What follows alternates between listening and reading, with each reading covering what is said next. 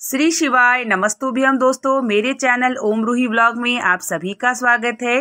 घर के मंदिर को कैसे रखती हूँ और मंदिर को हमें कैसे रखना चाहिए, पूजा सामग्री वस्त्र भगवान के मैं स्वयं किस प्रकार से मंदिर को सजा करके रखती हूँ, ये आपको वीडियो शेयर कर रही हूँ। अगर पसंद आएगा तो लाइक और कमेंट में हर हर महादेव का नारा ज़रूर लगाइएगा। घर का जो हमारा मंदिर होता है वो महत्वपूर्ण एरिया और महत्वपूर्ण स्थान होता है। जो हमारा घर का मंदिर का स्थान सबसे सही माना जाता है वह माना जाता है ईशान कोण। ईशान कोण के स्थान पर ही हमें अपने घर के मंदिर को रखना चाहिए। ईशान कोण जो होता है वो भगवान का दिशा माना जाता है और वहाँ पर अगर आप पूजा करते हैं तो वहाँ पर आपके सकारात्मक ऊर्जा बहुत ज़्यादा आती है और इसीलिए ईशान कोण में पूजा का स्थान माना जाता है और किया जाता है कि ईशान कोण में ही हमें पूजा का मंदिर जैसे आप बनवा रहे हैं तो भी, और अपने घर के मंदिर को भी ईशान कोण को देखते हुए ही पूजा का मंदिर जो भी आप बनाते हैं उसे रखना चाहिए। पूजा प्रतिदिन मैं करती हूँ तो इस तरीके से डेलिया में सारी सामग्री को रख लेती हूँ। जैसे कि सुबह मंदिर भी जाना होता है, घर पे भी पूजा करना होता है, तो मुझे टाइम से हर कुछ चीज़ मिल जाए। अगर इधर उधर बिखेर के रखते हैं तो समस्याएं होती हैं खोजने में, तो इसलिए जैसे कि चंदन टीका भगवान को भोग लगाने के लिए मैं इस तरीके से बॉक्स में रखती हूँ। मेवे का भोग हो गया, कभी मिश्री का, कभी इलायची दाना, चना गुड़ जैसे बृहस्पतिवार शनिवार के दिन समर्पित करती हूँ, भोग लगाती हूँ। तो ये सब चीज़ें मैं डिब्बे अलग करके रखती हूँ। और दियली रोज़ मुझे मंदिर में दीपक जलाना होता है तो एक जो है बास्केट में मैं इसी तरीके से दियली को भी रख लेती हूँ। तो आज मैं आपको पूरा वीडियो शेयर करूँगी कि मैं अपने घर के मंदिर को कैसे रखती हूँ। अगर आपको ये वीडियो पसंद आएगी तो आप भी अपने घर के मंदिर को इस प्रकार से रख सकते हैं जिससे आपको भी पूजा करने में आसानी हो। क्योंकि पूजा करने में अगर आप चाहते हैं कि समय कम लगे और पूजा आपका जल्दी हो जाए तो हर चीज़ सुव्यवस्थित ढंग से होता है तो आपको पूजा करने में आसानी भी होती है। और इधर उधर रहता है तो आपको खोजने में लगता है, उलझन होने लगती है, अरे मुझे ये नहीं मिल रहा है, ये नहीं मिल रहा है। तो हर एक चीज़ को सुव्यवस्थित ढंग से रखते हैं तो हर चीज़ हमारे लिए आसान हो जाती है।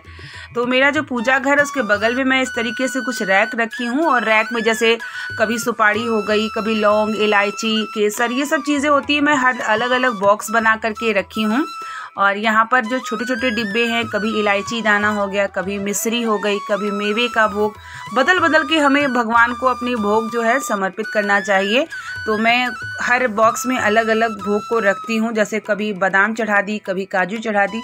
तो इस तरीके से महीने का जो एक सामान आता है मेरा, तो एक साथ ही मैं पूजा की सामग्री को ला लेती हूँ। और महीने में मैं एक बार मंदिर को भी साफ़ करती हूँ। जैसे मैं महीने में 5 दिन पूजा नहीं करती हूँ, रजस्वला धर्म आ गया, तो उसके बाद जब मैं पूजा करने बैठती हूँ तो पहले मंदिर को अच्छे से साफ़ कर लेती हूँ। क्योंकि हस्बैंड पूजा करते हैं उतना अच्छा नहीं कर पाते हैं क्योंकि उनको जॉब में भी जाना होता है और उतना उनको आता भी नहीं है, तो बस जितना मैं बता देती हूँ उतना वो कर लेते हैं, उतना ही बड़ी चीज़ है। और इसकी वजह से काम ज़्यादा बढ़ जाता है। तो जैसे क्या होता है कि 5 या 6 दिन के बाद जब हमारा रजस्वला धर्म समाप्त होता है तो फिर मैं पूजा के जो है अच्छे से साफ़ सफाई करती हूँ मंदिर का, और हर एक पूजा सामग्री में देख लेती हूँ क्या है क्या नहीं है, तो उसे नोट करके मैं मंगा लेती हूँ। तो यहाँ पर रोज़ मुझे मंदिर के लिए बाती तैयार करना होता है, तो इस तरीके से बाती में घी डाल करके रख लेते हैं तो आसानी होती है। जैसे मुख्य द्वार पे हो गया, बृहस्पतिवार के पीपल के नीचे, बृहस्पतिवार के दिन केले के वृक्ष के नीचे दीपक जलाना होता है, प्रतिदिन शिव मंदिर में दीपक जलाना होता है। तो इस तरीके से अगर मैं डिब्बा तैयार कर लेती हूँ तो मुझे मंदिर ले जाने में भी आसानी होती है और रोज़ पूजा करने में भी आसानी हो जाती है।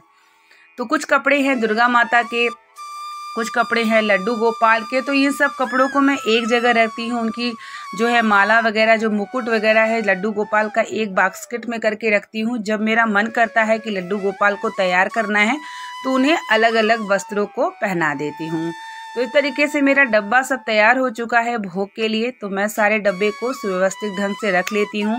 हल्दी भी देखिए मैं पूजा में रखती हूँ क्योंकि बृहस्पतिवार के दिन 1 चुटकी हल्दी हमें केले के वृक्ष के नीचे, तुलसी के पेड़ में ज़रूर डालना चाहिए। तो पूजा की सामग्री मेरे पास लगभग सभी रहती है। अब ये सब जो सामान, जो भी भगवान के कपड़े निकल रहे हैं, मुझे कुछ धुलने भी हैं, तो जो धुलने कपड़े हैं उसको मैं अलग रख लेती हूँ। और यहाँ देखिए मैं लड्डू गोपाल के लिए बेड मंगाई थी, जो है ऑनलाइन मैंने मंगाया था, मुझे बहुत पसंद आया है।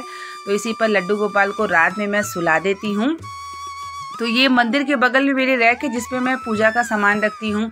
जो भी चीज़ें मतलब छोटी छोटी चीज़ें होती है, कभी काली तिल, कभी हल्दी का इस्तेमाल होता है, जनेऊ वगैरह हो गया, पुस्तक वगैरह होगा, सब चीज़ों को मैं अच्छे से रैक में बगल में रख लेती हूँ, जिससे मुझे भी आसानी होती है पूजा करने में। तो महीने में एक बार हमें मंदिर को साफ कर लेना चाहिए, कपड़े बदल लेना चाहिए, ताकि हमारा मंदिर जो हमारा भगवान का जो स्थान है वो हमेशा चमकता रहे। तो मैं कपड़े को भी हमेशा धुल लेती हूँ। जो लाल रंग का कपड़ा देख रहे हैं मंदिर में बिछा हुआ, मैं उसे महीने में एक बार जो है अच्छे से धुल भी लेती हूँ। तो ये रैक को मुझे साफ़ किए बहुत दिन हो गए थे, तो इस रैक को मैं साफ़ कर लूँगी। तो अच्छे से इसमें सारे पुस्तक जो भगवान की किताबें होती हैं पढ़ने वाली, सब इसी रैक में रख लेती हूँ। तो पूजा का स्थान हमें बीच बीच में इसलिए भी साफ़ करते रहना चाहिए, जिससे कि कभी कभी क्या होता है कि कोई भोग या दीपक आपने जलाया तो छोटी छोटी चींटियाँ वगैरह भी लगने लगती हैं। तो इससे क्या होता है, साफ़ सफाई का ध्यान हमें देखिए वैसे भी रखते रहना चाहिए। अब यहाँ पर मैं सोची कि पूजा का जो भोग का स्थान है मैं यहाँ रख देती हूँ, क्योंकि बच्चे हैं ना, कभी कभी क्या होता है कि वो वाला रैक खोल के उसे खाने लगते हैं। तो इस रैक में रखेंगे तो जो है उन्हें पता भी नहीं चलेगा, और जब भी मुझे याद आया कि रैक खोल करके अपना पूजा का जो भी भोग लगाना है उसमें से निकाल सकते हो। तो इस रैक में से इतनी गंदगी निकली है, तो इसे ले जा करके मैं अभी बाहर जो है बगल में प्लॉट खाली है ऐसे स्थान पर रखूँगी जहाँ पैर ना लगे, क्योंकि निर्माल्य जो भी भगवान का चढ़ा हुआ होता है हमें उसी स्थान पर रखना चाहिए जहाँ पैरों से ना लगे। इसीलिए निर्माल्य या तो बहाया जाता है या किसी वृक्ष के नीचे आप गिरा सकते हैं, जहाँ वृक्ष हो, पूजनीय वृक्ष हो, तो वहाँ भी रख सकते हैं। जैसे अगर आपके घर के मंदिर में कोई ऐसी फ़ोटो है जो टूट गई है, जो आप मंदिर में नहीं रखना चाहते हैं, तो वो भी आप पीपल के वृक्ष के नीचे या नीम के वृक्ष के नीचे आप रख सकते हैं। तो ऐसे स्थान पे रखें जहाँ पर कोई ऐसी चीज़ें ना हो कि आपको किसी भी प्रकार का दोष लगे। तो अब ऐसे ही मैं यहाँ रैक वगैरह, बगल का रैक वगैरह सब साफ़ हो चुका है। तो अब मैं मंदिर के अंदर की एरिया को साफ़ कर लूँगी। उसके बाद फिर मैं फ़ोटो वगैरह को अच्छे से पोंछ लूँगी, और ये सब जो भी कपड़े बिछाए हुए हैं मैं इसे धुल लेती हूँ। धुलने के बाद इसको अच्छे से साफ़ करने के बाद फिर से मैं इसको बिछा लूँगी। तो बहुत सारे कपड़े होते हैं, भगवान जी के जो आसन होते हैं, उनके वस्त्र होते हैं, महीने महीने में धो करके हमें डालते रहना चाहिए। और प्रतिदिन जैसे लड्डू गोपाल को मैं वस्त्र बदलती हूँ तो यशमनी करके जल थोड़ा छिड़काव कर देती हूँ, बस उतना ही। रोज़ मैं कपड़े को नहीं धुलती हूँ। कपड़े को रोज़ धुलेंगे तो शाइनिंग भी चली जाएगी, और रोज़ धुलना श्रेष्ठ भी नहीं है। तो आप गंगा जल हो या शुद्ध जल हो तो उससे भी आप धो करके रख सकते हैं। तो यहाँ पर लड्डू गोपाल के लिए मैं आसन मंगाई थी, जिस पे लड्डू गोपाल हमारे बैठ चुके हैं। अब सारे देवी देवताओं को धीरे धीरे मैं अंदर मंदिर में रखूँगी। उसके बाद फिर जितने भी सामान है, जितनी भी पूजा सामग्री निकली हुई है, जो गंदगी निकली है, उसको इकट्ठा करके फिर मैं बाहर ले जा करके रखूँगी। ये वीडियो शेयर करने का मेरा ये मात्र यही था कि आप लोग भी देख सकते हैं कि आपका मंदिर कितना छोटा है, बड़ा है, ये आप अपने हिसाब से रखते हैं। लेकिन अगर आप मंदिर को सुव्यवस्थित ढंग से रखते हैं तो आपका पूजा करने में आसानी हो जाती है। आपको पूजा करने में बहुत झंझट महसूस नहीं होता है। देखिए कितने कपड़े निकल चुके हैं, अब इसको मुझे कल धोना है। और बगल का ये साइड है जहाँ पर मैं लड्डू गोपाल को तैयार करके बीच बीच में रख देती हूँ, और एक शिवलिंग कभी कभी मैं ऊपर भी रख देती हूँ। ये एरिया भी हमारे भगवान के लिए ही है, तो कभी कभी मैं पूजा का फूल हो गया, भगवान का बर्तन धुला हुआ, सब यहीं पर ला के रख देती हूँ। जब पूजा करना होता है फिर मैं उसे नीचे उतारती हूँ। तो आपका पूजा घर चाहे जैसा भी हो, अच्छे ढंग से रखिए, सुव्यवस्थित ढंग से रखिए, जिससे आपका भी पूजा करने में मन लगे, पूजा करने में आसानी हो, और भगवान को भी अच्छा लगे और आपको भी अच्छा लगे। वीडियो पसंद आई होगी तो लाइक और कमेंट ज़रूर करिएगा। बने रहिए चैनल पे, जो भी जानकारी मैं शेयर करती हूँ आप तक प्राप्त हो। मिलते हैं नेक्स्ट वीडियो और नेक्स्ट जानकारी को लेकर के। तब तक के लिए आप लोगों को श्री शिवाय नमस्तुभ्यम। हर हर महादेव। जय श्री राम, जय श्री राम, जय श्री राम।